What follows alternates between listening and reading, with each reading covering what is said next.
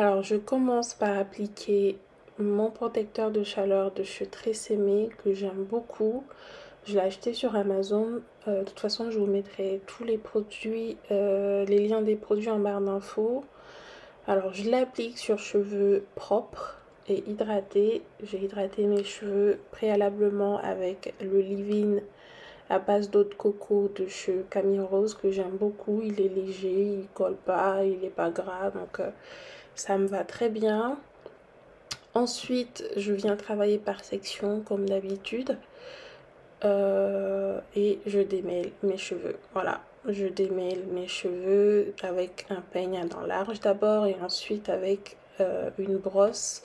Cette brosse, je l'adore, je l'ai achetée sur Amazon. C'est la Denman Brush, je crois, c'est la D3, elle est trop bien.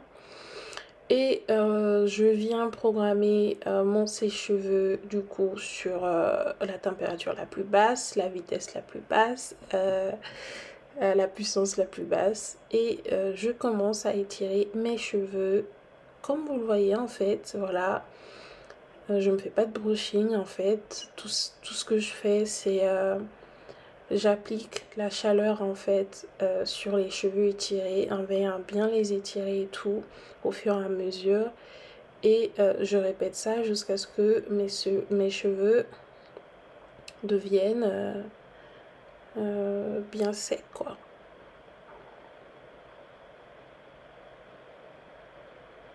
Voilà.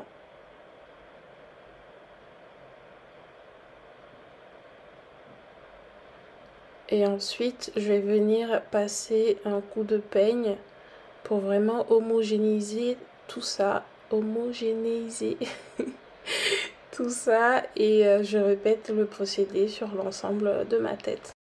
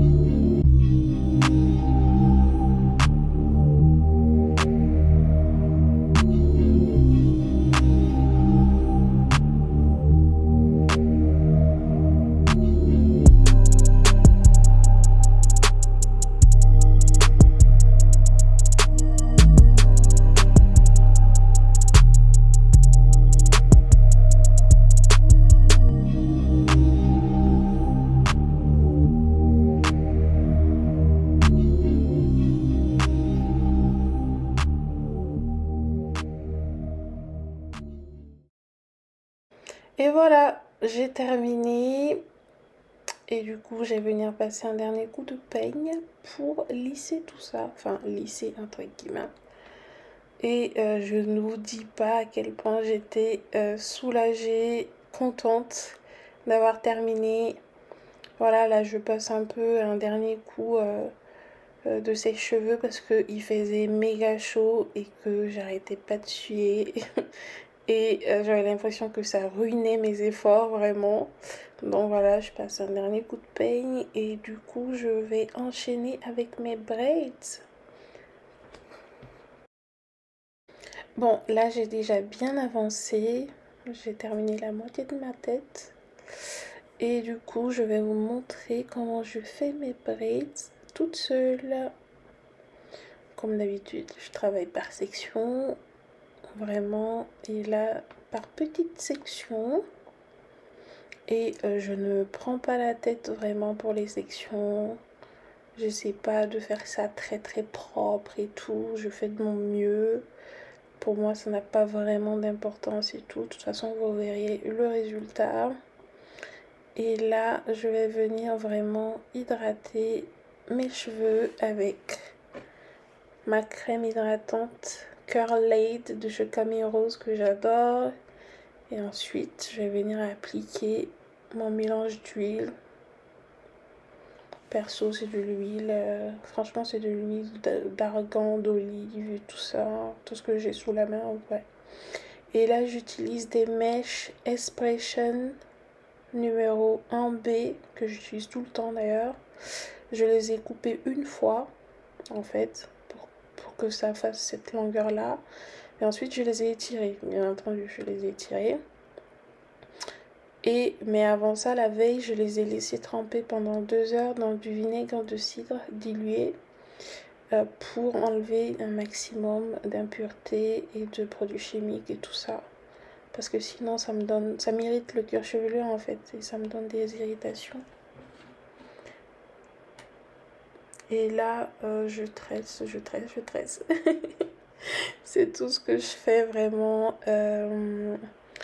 Je tresse vraiment jusqu'au bout, enfin pas totalement au bout. Et voilà, là je me suis foirée et j'ai repris. C'est ça. Quand je trouve que la tresse n'est pas très belle, je la reprends rapidement et tout. Et puis voilà. Je tresse jusqu'au bout. De toute façon, je vais les faire tremper dans de l'eau chaude après pour sceller les bouts. Mais ouais, j'essaie de faire ça vite et bien. Ce qui n'est pas évident, parce que c'est long. C'est vraiment long, ça prend du temps et tout. Non mais, vous avez vu ma tête et tout. Alors, je poursuis le même procédé. Crème hydratante, huile. Mais cette fois, je vais venir appliquer du gel sur mes baby hair pour bien attraper les petits cheveux de devant et pour avoir cet effet vraiment propre et lisse. J'utilise le gel de chez Crème of Nature à base d'huile d'argan que j'aime beaucoup. Franchement, il est bien, il laisse pas de résidus et tout ça et il lisse bien les petits cheveux de devant.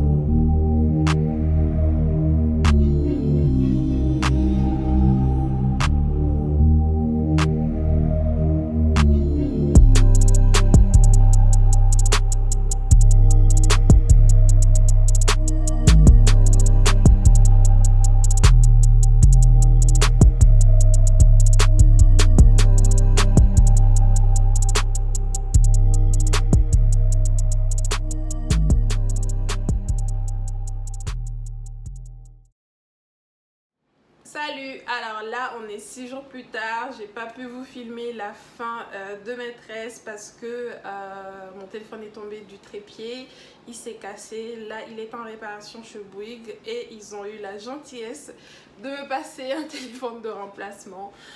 Donc voilà, j'ai tout terminé et tout ça, c'est le résultat, je voulais vous montrer ce que ça donnait en fait. Elles sont assez longues, elles m'arrivent au niveau des fesses j'aime trop. Faites pas attention au bazar derrière et tout. Il fait hyper chaud, je suis en télétravail, je profite de ma pause pour filmer cette vidéo. Et du coup, oui, elles sont assez longues et j'adore, j'aime trop. Et sinon, voilà. Je sais pas quoi dire en fait. Ah oui, j'ai utilisé 3 paquets à moins de 12 € je crois.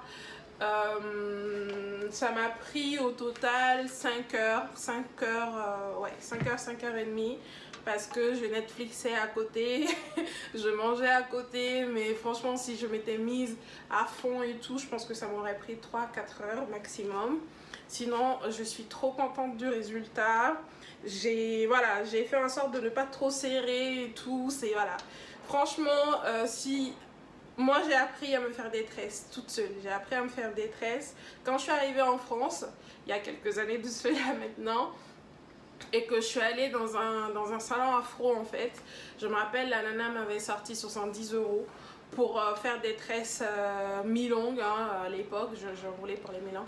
70 €, j'ai dit non. Moi, étudiante et tout, genre 70 € c'était la moitié de mon budget alimentation.